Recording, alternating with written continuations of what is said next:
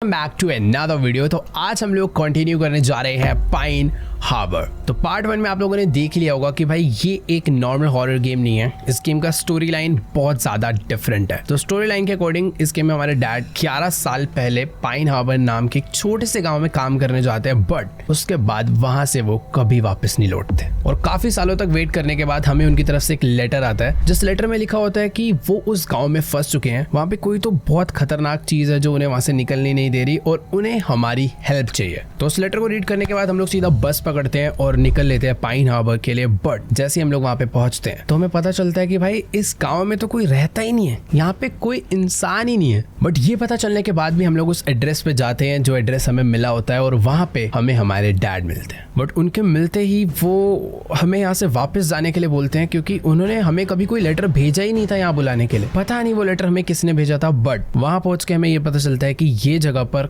आज से कुछ साल पहले एक फैक्ट्री ब्लास्ट हुई थी और उस ब्लास्ट के बाद इस गांव के सारे बंदे मारे जा चुके हैं। इस गांव में कोई तो केमिकल रिएक्शन फैल गया जिस वजह से यहाँ पर बहुत सारे अजीब से मॉन्स्टर, अजीब से ज़ॉम्बीज फैल गए हैं जिनसे हमें बहुत ज्यादा खतरा है। तो फर्स्ट नाइट तो हमारे डैड हमें अपने घर की बेसमेंट में छुपा देते हैं और ऊपर अकेले अपनी शॉटगन से सारे ज़ॉम्बीज को मार के हमें बचा लेते हैं। बट जैसे ही हम लोग नेक्स्ट मॉर्निंग अपने डैड के साथ उनकी गाड़ी में बैठकर निकलते हैं गाँव में कुछ सप्लाईज वगैरह ढूंढने के लिए, अचानक से सामने से कुछ ज़ॉम्बीज आते हैं और हमारा एक्सीडेंट हो जाता है। पर उस एक्सीडेंट के बाद एक काया नाम की लड़की हमें बचा लेती है। वो हमें अपने घर के पास लेकर जाती है, हमें ठीक करती है, हमें चाय पिलाती है। बट जैसे ही मैं उससे पूछता हूँ कि हमारे डैड कहाँ गए, भाई वो भी उस गाड़ी में थे, क्या वो बचे या वो ठीक है नहीं है, पर तभी वो बोलते हैं कि उस गाड़ी में कोई था ही नहीं, तुम अकेले थे। और उसके बाद से हमें नहीं पता हमारे डैड कहाँ गए। पर काया को इसके बारे में पता था। उसने बोला कि वो शायद से माइंस में गए होंगे, पर तुम माइंस में नहीं जा सकते, वहां पे बहुत खतरा है। वहां पर जाने से पहले हमें काफी गैसोलिन्स और फर्स्ट एड इकट्ठी करनी थी, जो कि मैंने सारी इकट्ठी कर ली है।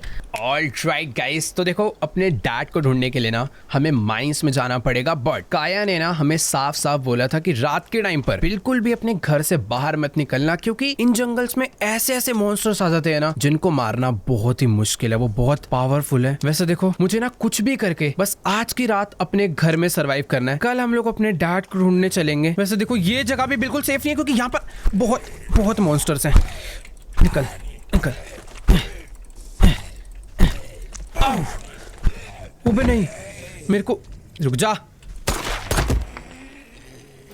भाई ये जगह भी बिल्कुल सेफ नहीं है। दिन के टाइम पर ये हाल है तो सोचो रात में यहाँ पर क्या होता होगा। जो मेरा घर है ना भाई, मॉन्स्टर इसके अंदर भी घुस जाते हैं। जो खिड़कियां है ना ये लोग ये तोड़ तोड़ के अंदर आ जाते हैं। तो मैं एक बार एक काम करता हूँ, अंदर चलता हूँ, यहाँ पर थोड़े लाइट वाइट जला लेते हैं। यार एक तो यहाँ की लाइट पता नहीं क्यों काम नहीं करती है। एक सेकंड रुक जाओ, शायद से ना इस लाइट का जो कनेक्शन है ना वो इस वाली जगह पर है। मैंने यहाँ पर जनरेटर देखा तो था। एक सेकंड, ये देखो जनरेटर पड़ा हुआ, तो इसको ओके वेट, लाइट कट हो गई थी, अभी मैंने जनरेटर ऑन कर दिया है। यहाँ के बल्ब चालू हो चुके हैं, मतलब आज की रात मुझे अंधेरे में नहीं काटनी है। वैसे अभी ना 6 बज चुके हैं, थोड़ी देर में अंधेरा होने वाला है। वैसे ना यहाँ पर मेरे पास एक ये क्राफ्टिंग टेबल है जहाँ से मैं बहुत सारी एमोज, बैंडेजेस क्राफ्ट कर सकता हूँ। इस ज़ॉम्बी ने मेरे एक थप्पड़ बजा दिया था, तो फटाफट से ना मैं 1-2 बैंडेज बना लेता हूँ भाई, मेरे रात में काम आएगी। बाकी मैं कुछ बुलेट्स भी क्राफ्ट कर सकता हूँ, बट उसके लिए ना मुझे काफी सारा रॉ मटेरियल, गन पाउडर